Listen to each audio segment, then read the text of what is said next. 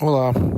Olha, essa questão da extensão do lockdown em São Paulo, ou seja, quarentena, mesmo que parcial, ela ainda afeta a economia de São Paulo, como tem afetado desde o início, desde as primeiras medidas de quarentena, né? Os primeiros a serem impactados de uma maneira muito forte são a área de serviços, sobretudo restaurantes, bares, que são essenciais em contratação, tem um nível de emprego muito alto em esse tipo de serviço, e outros demais serviços que são contratados aí pela sociedade brasileira, envolve bastante mão de obra presencial.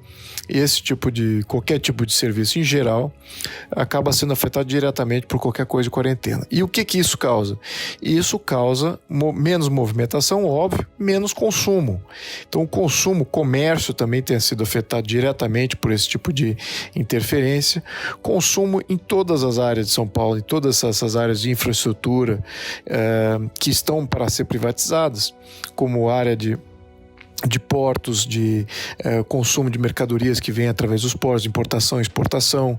Também essas áreas de rodovias estão depreciadas em função da menos movimentação de gente entre uma cidade e outra, de comércio entre uma cidade e outra. Então, o que acontece num contexto desse de depreciação artificial do mercado? Então, todas as empresas que atuam, não só as provedoras de serviço público, mas, obviamente, que essas de serviços privados, estão com uma economia depreciada artificialmente por intervenção do governo do estado de São Paulo. Então, neste contexto em que um governador e prefeitos podem travar arbitrariamente a economia e criar esse tipo de impacto econômico, que tipo de investidor tem interesse de investir no mercado desse? No mercado internacional, há toda sorte de investidor com interesses no Brasil que não são relacionados com governo algum.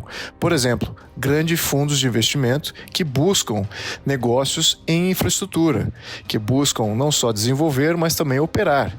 Também existem parceiros estratégicos, empresas que também não estão relacionados com governos, que também podem desenvolver infraestrutura e podem desenvolver também a operação dessa infraestrutura, então em portos, rodovias, etc.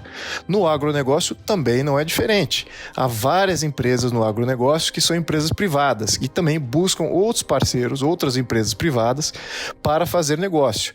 Então, e esse tipo de parceiro não governamental existe na Europa, nos Estados Unidos, na Austrália, no Japão. Eles não estão relacionados a governo algum.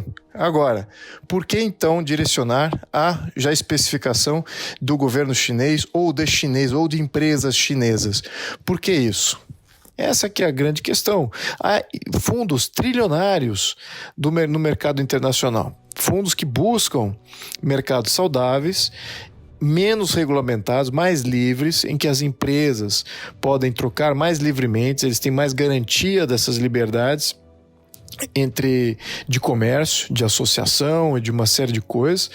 E o que acontece em mercados mais livres, em que o capital é mais bem protegido, você atrai esses grandes fundos que buscam retornos financeiros. Esses fundos são interessantes para as empresas brasileiras? Claro que são, porque eles impõem uma certa disciplina na gestão.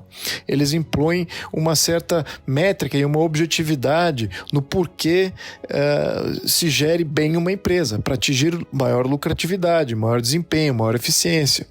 Muito bem, agora, quando você trava o mercado artificialmente, através de regulamentação, através de impostos, através desse tipo de pandemia, como estamos vendo hoje, que suscitou toda uma série de regulamentações e arbitrariedades aí, não regulamentares, vamos deixar bem claro que o que é a pandemia, o que é a quarentena, o que é lockdown, não foi muito bem definido em lei. Então, cada governador interpreta isso de uma maneira, de certa maneira, livre. E isso aqui é onde está o perigo. Então, quem é que investe quando existe esse tipo de perigo, de interferência, não só atual, mas interferência futura?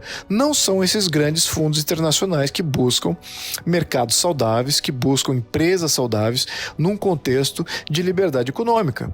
E, infelizmente, não. Esses são os primeiros a saírem de cena. quem entra em cena é exatamente um tipo de capital que eu não vejo como positivo.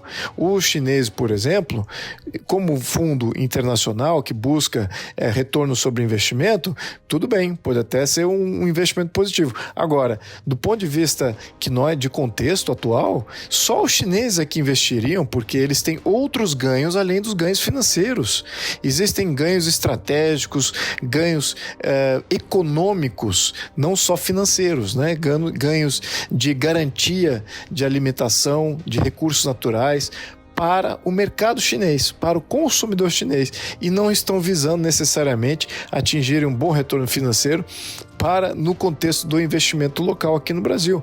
Então, esse tipo de capital é perigoso, porque ele, de fato, ele influencia não só na distorção de preço do mercado financeiro em geral, mas ele também distorce quais são os comprometimentos e quem é que de fato comanda as partes importantes de infraestrutura e de mercado que existe no Brasil. Muito possível que boa parte dessas empresas que vão ser compradas aí nessas transações, elas vão querer saber qual é o retorno, sim, para a nação chinesa, né? Para o Partido Comunista Chinês. Essa que é a grande preocupação. Não existe transparência aí desses investidores, se vem com o capital do governo chinês, se vem a mando do governo chinês, ou se são, de fato, fundos livres, de empresários livres, não vinculados a partido nenhum, o que eu gostaria de questionar, né? Sobretudo quando você tem o governador já entregando quase que como sendo, olha, isso aqui vai ser do chinês, ou seja, nem vai haver uma privatização como se fosse em leilão, onde haveria mais pessoas bidando por esses ativos. Vai ser uma coisa meio que já direcionada para um grupo especificamente comprar. Então eu não gostei dessa postura, acho que a gente precisa